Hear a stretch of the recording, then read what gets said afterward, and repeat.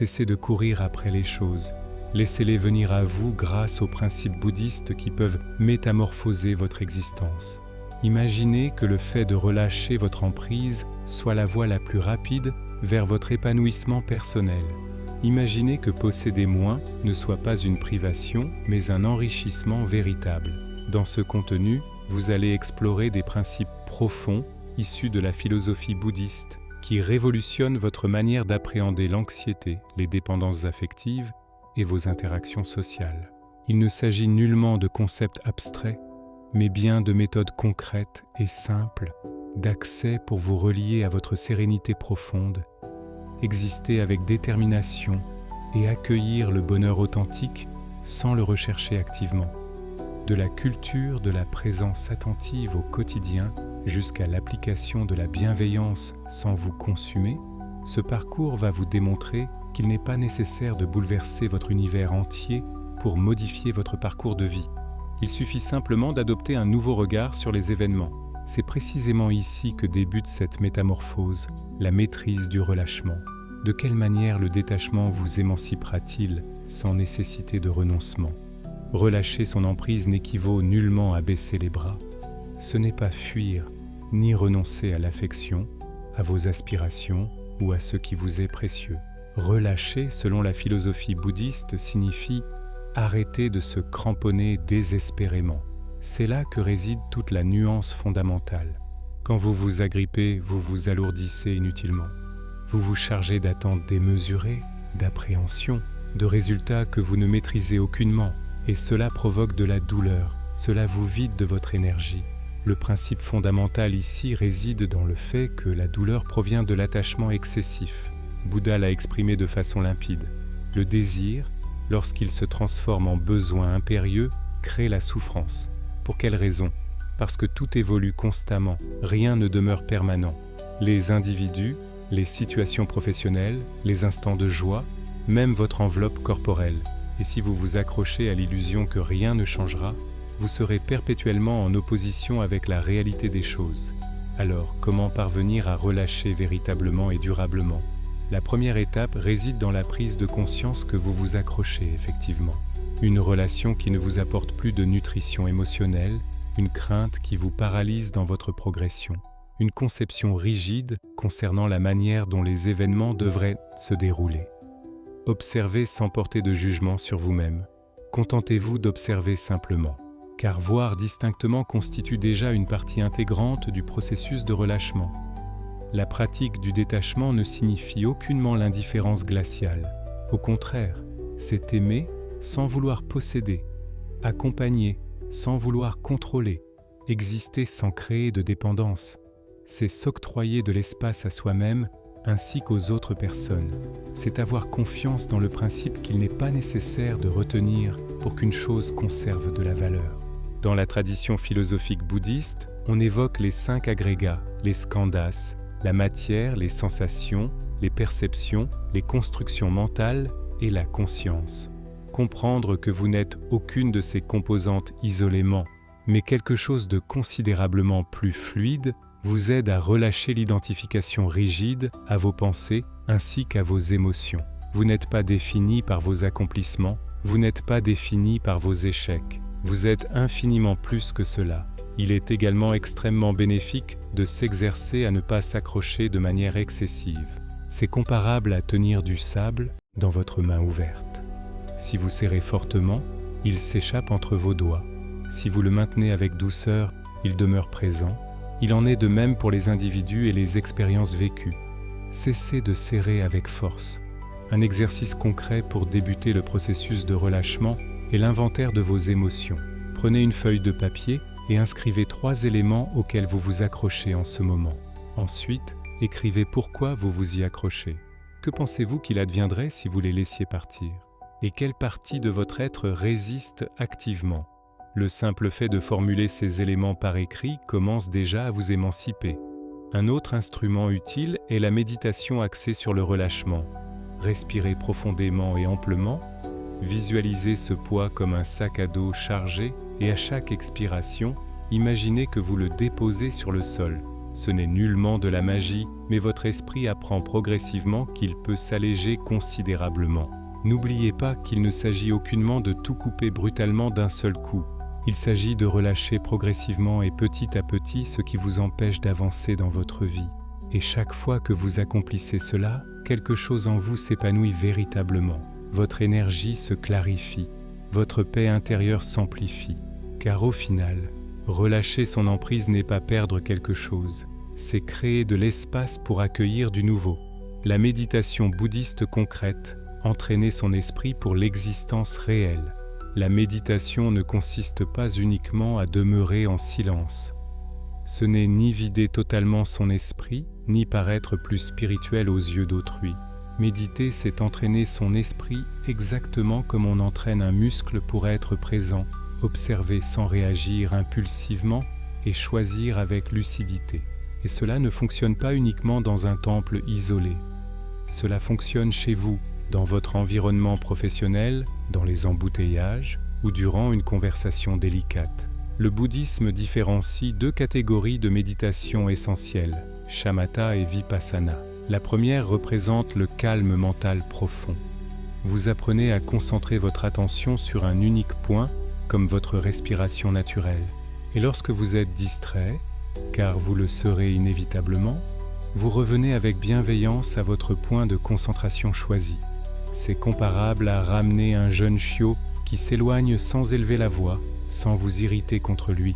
Vous le ramenez tout simplement vers vous avec douceur. Cette pratique simple, quelques minutes quotidiennes, commence à vous apporter quelque chose que très peu d'individus possèdent aujourd'hui, la stabilité intérieure durable. Et le plus important réside dans le fait que vous n'avez nullement besoin d'une heure entière ni d'un endroit absolument parfait.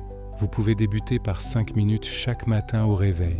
Asseyez-vous confortablement, fermez vos yeux, observez votre respiration et laissez tout le reste exactement tel quel, car ce moment que vous vous accordez à vous-même est plus important que toute perfection extérieure recherchée. Ensuite, il existe vipassana qui signifie voir avec clarté profonde. Il s'agit de regarder à l'intérieur de soi avec un esprit apaisé et de remarquer comment les pensées surgissent spontanément. Comment les émotions se transforment, comment votre corps se manifeste. Vous n'analysez pas intellectuellement, vous observez simplement, et cela vous libère progressivement, car lorsque vous percevez quelque chose avec clarté, vous cessez d'en être l'esclave. Par exemple, si vous êtes capturé dans l'anxiété, vous pouvez méditer en observant comment elle se manifeste dans votre corps physique. Peut-être que votre poitrine se contracte, que votre cœur s'accélère, que votre esprit s'emballe de manière incontrôlable. Vous observez simplement, sans tenter de modifier quoi que ce soit. Et cette simple observation sans jugement commence déjà à transformer la situation. Des études scientifiques démontrent que la pratique régulière de la méditation réduit l'activité de l'amygdale, la région du cerveau associée à la peur et à la réactivité impulsive. Cela signifie qu'avec la méditation régulière, vous êtes non seulement plus calme, mais vous prenez également de meilleures décisions dans votre vie. Mais méditer ne consiste pas uniquement à fermer les yeux en position assise. Vous pouvez également méditer en marchant, en mangeant, en faisant la vaisselle quotidienne. Comment procéder? En étant présent, en ressentant pleinement tout. Si vous marchez, sentez le contact de vos pieds avec le sol, le rythme de vos pas, le vent sur votre visage. C'est également une pratique méditative valable. Thich Nhat Hanh disait que vous pouvez transformer n'importe quel moment en méditation si vous y êtes pleinement et entièrement présent. Du brossage des dents au regard attentif que vous portez à quelqu'un, et c'est précisément cela au fond qui transforme le plus profondément. Non pas une heure passée dans une posture absolument parfaite, mais de nombreuses petites pauses conscientes réparties tout au long de la journée. Vous souhaitez intégrer cela à votre quotidien véritablement. Voici 3 pratiques simples et accessibles. Tout d'abord, au réveil matinal, avant de toucher votre téléphone, respirez profondément 3 fois et ressentez votre corps physique. Ensuite, avant de manger quoi que ce soit, faites une pause de 10 secondes et remerciez mentalement la nourriture présente. Enfin, avant de vous endormir le soir, repensez à votre journée écoulée et observez quelle émotion a été la plus constante sans la juger négativement. Observez-la simplement avec bienveillance.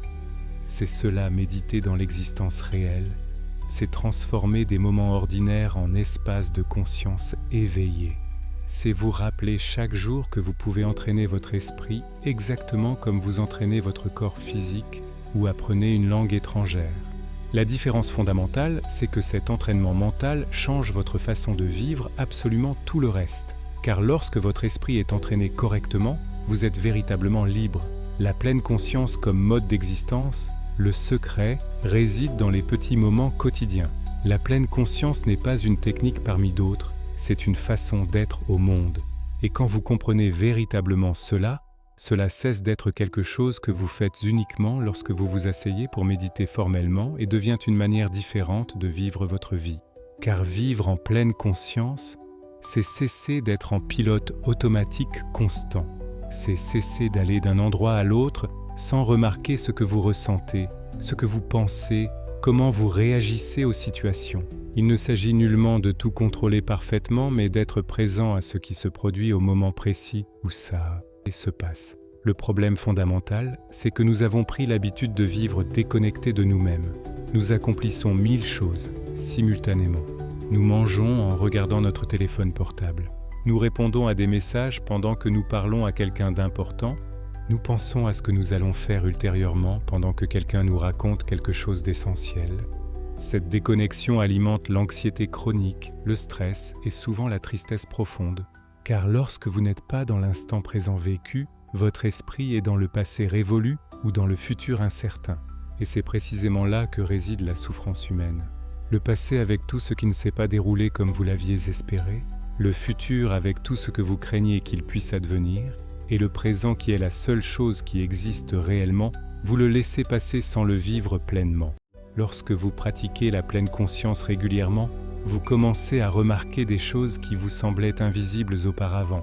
Vous remarquez comment votre respiration se transforme lorsque vous êtes nerveux, comment vous serrez les dents lorsque vous êtes irrité, comment vous répondez parfois précipitamment sans vraiment écouter l'autre. Vous commencez à voir les détails subtils, le goût des aliments dans votre bouche, le bruit des feuilles qui bougent dans le vent, l'expression dans les yeux de quelqu'un qui vous parle sincèrement, et ces petits détails vous connectent à l'existence. Pas avec des idées abstraites sur l'existence, mais avec l'existence elle-même, directement.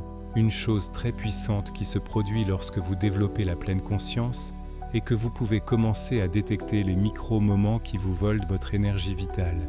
C'est peut-être une phrase que vous vous dites, sans vous en rendre compte comme je ne suis pas assez bien. Peut-être s'agit-il d'une réaction automatique comme dire « oui » alors que vous vouliez dire « non » fermement. Ce sont ces petites choses répétées qui génèrent une charge émotionnelle accumulée considérable et vous ne pouvez pas les changer si vous ne les voyez pas d'abord. C'est pourquoi la pleine conscience n'est nullement passive ou contemplative. Il ne s'agit pas de rester immobile comme une statue de pierre. C'est une façon active d'observer ce qui se produit à l'intérieur et à l'extérieur de vous, avec honnêteté et sans jugement destructeur. On confond parfois la pleine conscience avec la relaxation pure, mais ce n'est pas la même chose du tout. Vous pouvez être pleinement conscient et ressentir de la colère intense. L'important n'est pas d'éliminer complètement l'émotion, mais d'en prendre conscience pendant qu'elle se produit. Car lorsque vous êtes conscient de ce que vous ressentez véritablement, vous n'agissez plus sous l'impulsion du moment présent. Vous ne criez plus impulsivement, vous ne fuyez plus automatiquement, vous ne vous bloquez plus émotionnellement. Vous faites une pause significative et cette pause représente la liberté véritable. Autre chose importante à comprendre, vous n'avez pas besoin de changer toute votre journée pour vivre en pleine conscience authentique. Il suffit de choisir des moments précis et spécifiques. Par exemple, chaque fois que vous entrez dans une pièce quelconque, vous pouvez prendre une respiration et observer comment vous vous sentez ou lorsque vous vous lavez les mains, sentir l'eau qui coule, la texture du savon, l'odeur particulière, ou lorsque vous prenez un café, être simplement là, sans téléphone portable, sans précipitation inutile. Au début, cela semble insignifiant et dérisoire, mais ces petites pratiques entraînent de votre esprit progressivement. Et le plus beau résultat, c'est que vous commencez à être plus présent avec les autres personnes. Car lorsque vous êtes avec quelqu'un et que vous l'écoutez vraiment sans penser à ce que vous allez dire ensuite, ni regarder votre montre constamment, cette personne le ressent profondément et vous aussi. Cela crée une connexion différente, plus profonde, plus humaine et authentique.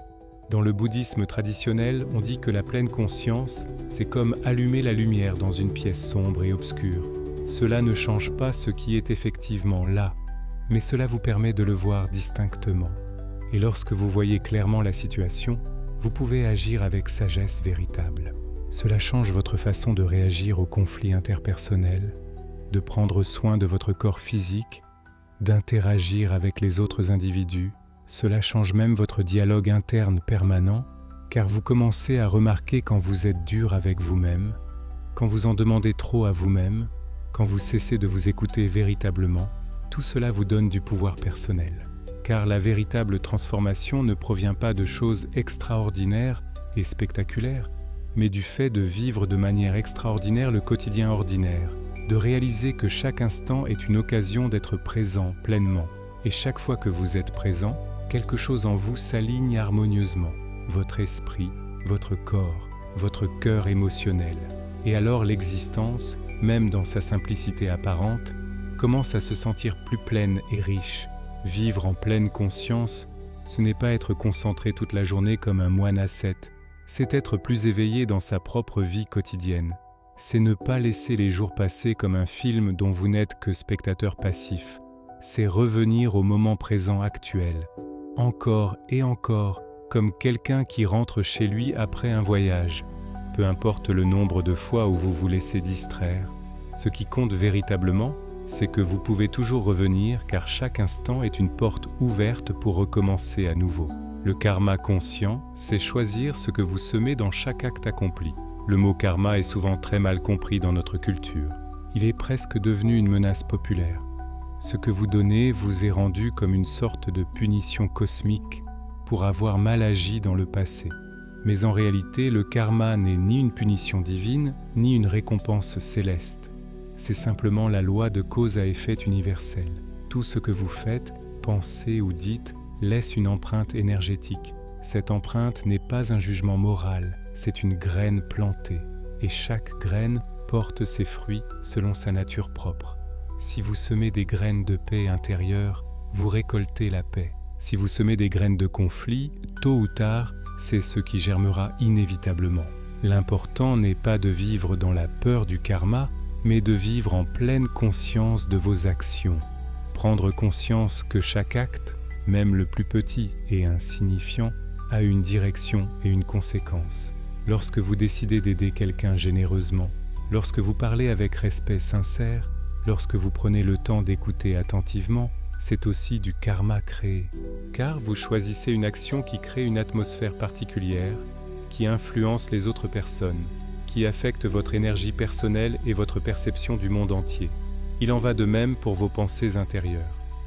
Vous ne pouvez pas contrôler toutes vos pensées spontanées, mais vous pouvez les observer consciemment et choisir celles que vous souhaitez nourrir activement. Car une pensée soutenue devient aussi une action concrète et les actions répétées deviennent le caractère personnel. Dans l'existence quotidienne, cultiver un karma conscient signifie examiner vos choix en profondeur véritable, non pas à partir de la culpabilité toxique ou de l'obligation contraignante, mais à partir de la liberté authentique. Car chaque fois que vous choisissez d'agir avec présence consciente, avec gentillesse sincère, avec honnêteté intégrale, vous transformez votre histoire personnelle.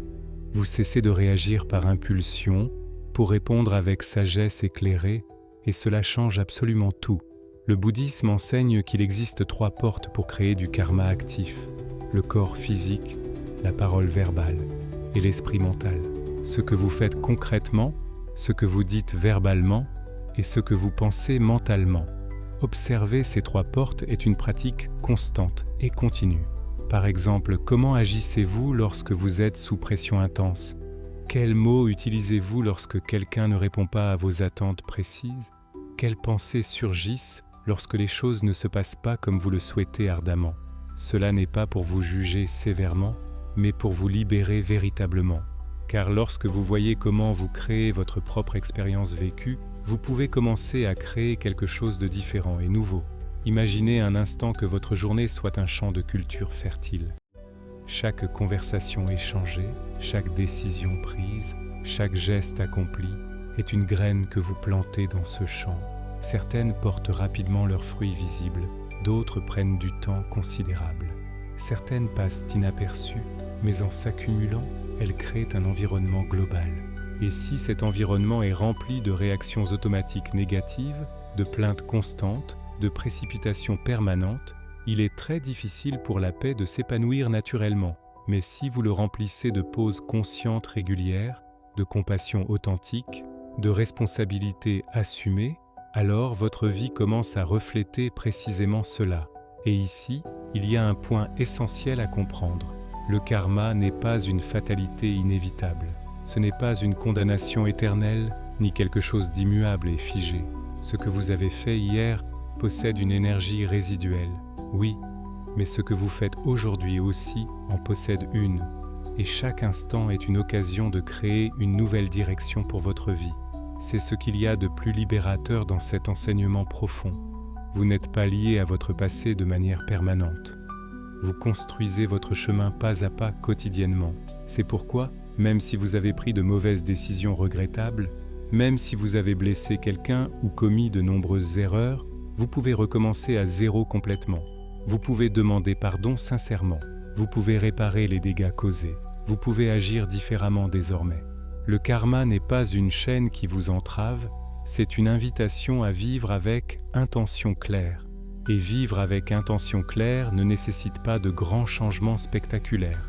Parfois, il suffit de faire une pause avant de parler impulsivement, de respirer profondément avant de réagir émotionnellement, de choisir de ne pas suivre une pensée négative qui vous épuise intérieurement. Chaque fois que vous faites un choix conscient et délibéré, vous réécrivez votre karma personnel.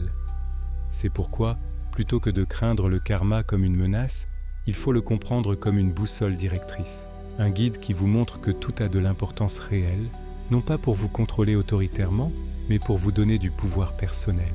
Le pouvoir d'influencer votre vie à la racine profonde, à partir de ce que vous choisissez de ressentir intérieurement, de la façon dont vous traitez les autres individus, de la façon dont vous décidez d'être dans le monde existant, et lorsque vous vivez ainsi consciemment, quelque chose change fondamentalement. Vous commencez à attirer des situations plus cohérentes avec ce que vous semez quotidiennement. Non pas parce que l'univers vous récompense généreusement, mais parce que vous vibrez différemment énergétiquement, et cela à lui seul transforme votre réalité vécue. Le karma conscient est cette force silencieuse qui vous accompagne à chaque pas effectué. Et c'est vous qui décidez si vous l'utilisez pour répéter les mêmes schémas limitants ou pour construire quelque chose de nouveau, de plus léger, de plus sage, de plus vôtre authentiquement. La compassion avec des limites claires, aider sans se perdre dans l'autre personne. La compassion authentique ne consiste pas à porter le fardeau des problèmes des autres sur vos épaules. Ce n'est pas se sacrifier jusqu'à l'épuisement complet, ni se mettre de côté pour le bien-être d'autrui exclusivement. La véritable compassion naît de l'équilibre harmonieux, d'une compréhension profonde que vous pouvez accompagner la douleur des autres sans vous y fondre complètement, que vous pouvez être une présence aimante sans devenir le sauveur de personne au monde. Car si vous vous perdez en voulant aider désespérément, ce n'est pas de la compassion, c'est une déconnexion de votre propre centre intérieur. Nous confondons parfois la compassion avec la pitié condescendante ou avec l'envie de vouloir résoudre la vie des autres complètement. Et cela, même si cela part d'une bonne intention louable, peut devenir un piège destructeur.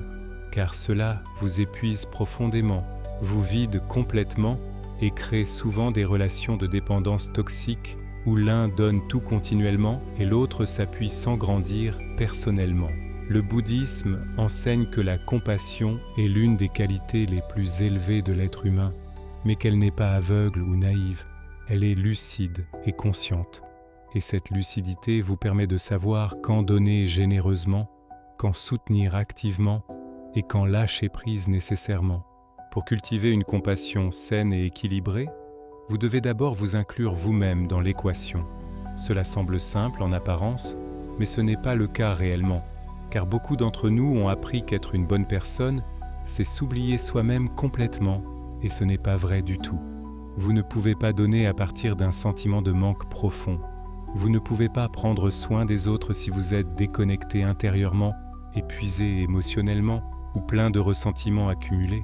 La véritable compassion naît du soin que vous vous portez à vous-même premièrement, de la connaissance profonde de vous-même, du respect que vous vous portez et du fait de ne pas vous trahir pour plaire aux autres personnes. Ce n'est pas de l'égoïsme destructeur, c'est de la lucidité personnelle. Lorsque vous commencez à considérer la compassion sous cet angle nouveau, vous comprenez qu'aider ne signifie pas toujours faire quelque chose de concret. Parfois, le plus compatissant est de ne pas intervenir directement, de laisser l'autre apprendre par lui-même, de faire confiance à son processus personnel. Être là, mais sans envahir son espace. Écouter, mais sans diriger autoritairement. Soutenir, mais sans absorber la souffrance de l'autre totalement. Cela demande de la pratique régulière, car l'envie d'aider peut être très forte émotionnellement, surtout quand on aime quelqu'un profondément. Mais avec le temps qui passe, on apprend qu'aider ne signifie pas toujours résoudre les problèmes. Parfois, aider véritablement, c'est faire confiance à la capacité de l'autre à trouver son propre chemin. Et c'est là qu'intervient quelque chose de très important fondamentalement, les limites personnelles. Dans la culture bouddhiste traditionnelle, la limite n'est pas considérée comme une barrière hostile, mais comme une forme de respect mutuel. Respect envers soi-même et envers l'autre personne également. Car si vous vous laissez submerger par le désir de plaire constamment, si vous vous taisez par peur du conflit potentiel, si vous vous surchargez parce que vous vous sentez responsable de tout absolument, vous franchissez une ligne qui à long terme génère de la souffrance profonde. En revanche, lorsque vous savez fixer une limite avec fermeté et gentillesse simultanément, vous dites « cela m'importe aussi personnellement ». Et c'est une forme de compassion envers soi-même. Pratiquer la compassion avec des limites est une façon d'être présent sans disparaître complètement. C'est pouvoir dire « je te vois clairement, je t'écoute attentivement ». Si tu as aimé cette vidéo, merci de laisser un like et de t'abonner à la chaîne. Cela ne te prendra que quelques secondes. Mais pour nous, cela est très important, pour nous faire connaître et aider d'autres personnes à trouver la sérénité.